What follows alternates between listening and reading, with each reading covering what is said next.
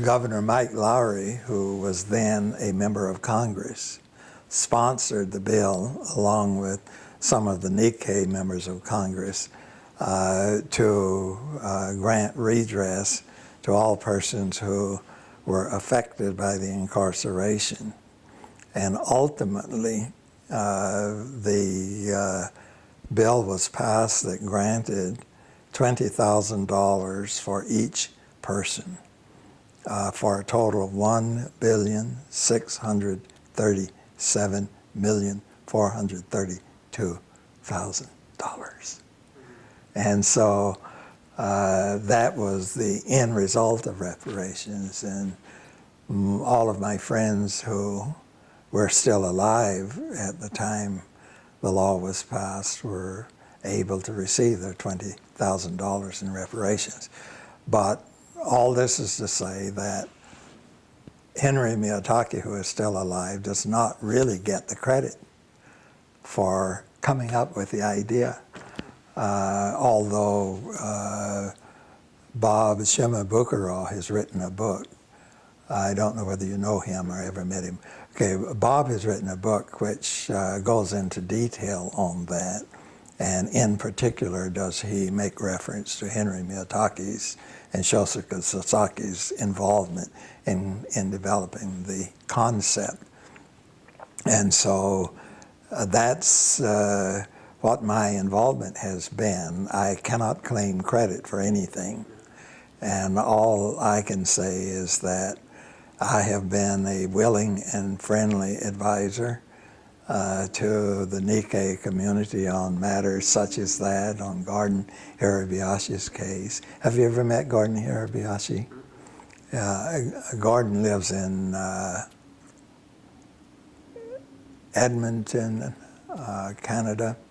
He's a retired professor from the University of Alberta, but was recognized by the University of Washington 4 years ago as an outstanding alumnus from the School of Arts and Sciences. But Gordon Hirabayashi's case and the redress are two events affecting the Nikkei community that I have been involved in and of which I am particularly proud. And again, claiming no credit for anything, but being available to give my insights and my advice on methods for proceeding and things to do to accomplish a result. And I think in the Coram Nobis cases we were successful, and in redress we were successful. And I think to have the involvement of people in the process, Ronald Reagan signed the bill. Prior to that, the vice president who became president under Nixon, from the fellow from Michigan,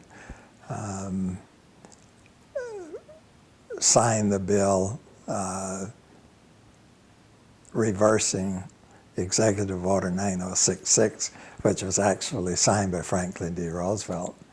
And President Ford was the one who signed the bill setting aside 9066. And Ronald Reagan signed the bill authorizing redress, and President Clinton wrote a letter to each recipient of the $20,000 apologizing for the incarceration. So we had several generations of presidents, several political parties of presidents, all involved in the process. And that, to me, was the voice of America speaking, where you have a Democrat who started the mess and Republicans who ended the mess, and a Democrat who delivered the reparations. So you get all of that. That's America. And that part of it I enjoy, is the political aspect of it.